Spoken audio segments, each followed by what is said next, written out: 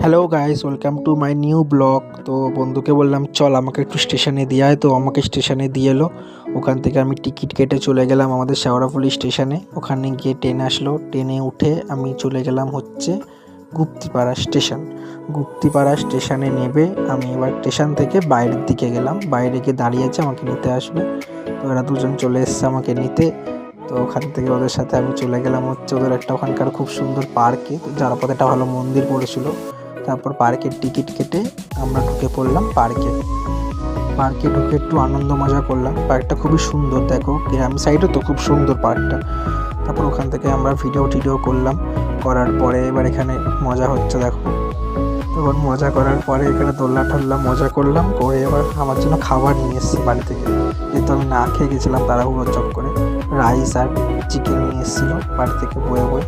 তো ওখান থেকে খেয়ে পার্ক থেকে বেরিয়ে চলে এলাম বাড়ি।